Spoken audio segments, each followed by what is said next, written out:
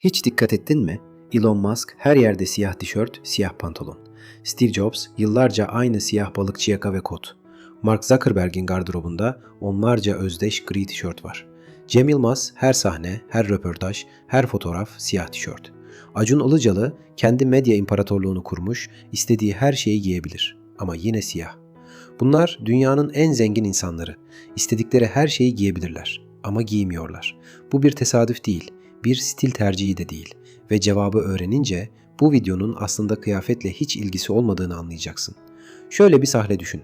Akşam eve geliyorsun, yorgunsun. Biri soruyor, bu gece ne yiyelim?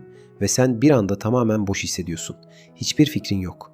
Önem vermiyor da değilsin. Sadece beynin o soruyu işlemeyi reddediyor.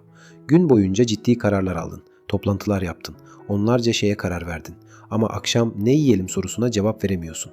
Sanki karar verme kasın tamamen bitmiş gibi. Bu irade zayıflığı değil, bu bilim. Araştırmalar şunu söylüyor. Ortalama bir insan günde yaklaşık 35 bin karar veriyor. Yani uyanık olduğun her saatte yaklaşık 2.000 karar. Her 2 saniyede bir. Kahvaltıda ne yiyeceğinden, hangi e-postaya önce bakacağına kadar, hangi yoldan gideceğinden, toplantıda ne söyleyeceğine kadar. Bunların büyük çoğunluğunu farkında bile olmadan veriyorsun. Ama beynin farkında ve her kararın görünmez bir bedeli var.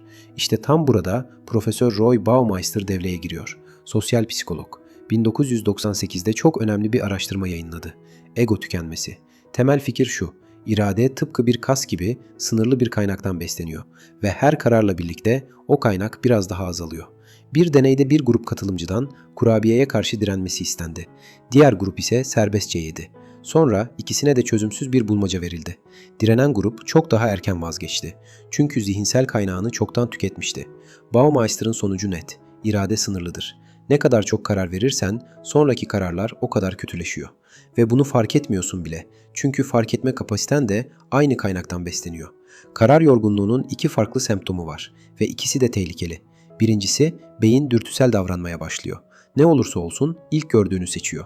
Akşam fast food sipariş etmek bu yüzden. Mağazada aslında istemediğin şeyi sepete atmak bu yüzden. İkincisi, beyin hiç seçmiyor. En kolay olana, alışkanlığa sığınıyor. Kullanmadığın bir aboneliği iptal etmek için şimdi değil demek bu yüzden. Zor bir kararı sürekli ertelemek bu yüzden. Yani günün sonunda geldiğinde iki seçeneğin kalıyor. Ya kötü karar veriyorsun ya hiç vermiyorsun. İkisi de seni ilerletmiyor. Ve çoğu zaman kendini tembel ya da isteksiz sanıyorsun. Oysa sadece yorgunsun. Peki şimdi başa dönelim. Musk, Jobs, Zuckerberg, Cem Yılmaz, Acun neden hep aynı kıyafet? Zuckerberg kendi ağzıyla söylüyor. Hayatımı olabildiğince az karar verecek şekilde düzenlemek istiyorum. Kıyafete enerji harcarsam asıl işimi doğru yapmıyorum demektir. Jobs da Walter Isaacson'a şunu söylemiş. Ne giyeceğim konusunda karar vermek istemiyorum. Aynı kot ve siyah tişörtlerin çok sayıda kopyasına sahibim. Obama Vanity Fair'e şunu söyledi. Kararlarımı azaltmaya çalışıyorum. Çünkü vermem gereken çok daha önemli kararlar var. Cem Yılmaz sahneye çıkmadan o kararı çoktan vermiş. Acun hangi programı yapacağını, hangi yatırımı yapacağını düşünüyor, hangi tişörtü giyeceğini değil. Farklı ülkeler, farklı alanlar ama aynı strateji.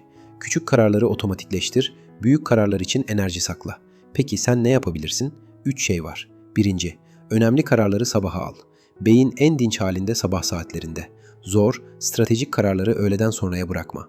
O saatlerde beynin zaten düşük kapasitede çalışıyor. İkinci, küçük kararları önceden hallet. Ne yiyeceğini hafta başında planla. Kıyafetini önceki gece hazırla.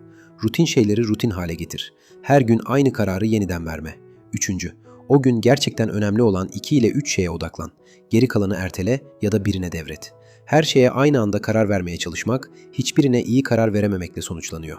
Zuckerberg'in gri tişörtü aptalca görünüyor ama arkasındaki mantık değil. Karar vermek yorucu. Çünkü beyin bunu gerçek bir kaynak harcayarak yapıyor. Günde 35 bin karar sınırlı bir enerji havuzundan çekiliyor. Ve havuz boşalınca akşam ne yiyelim sorusuna bile cevap veremiyorsun. Dünyanın en başarılı insanları bunu anladı ve çözümleri şaşırtıcı derecede basitti. Küçük şeyleri otomatikleştir, büyük şeyler için yer aç. Yarın sabah gardırobuna bak, bir kombinasyon seç ve o kararı artık her sabah vermek zorunda kalma. Bir sonraki videoda görüşürüz.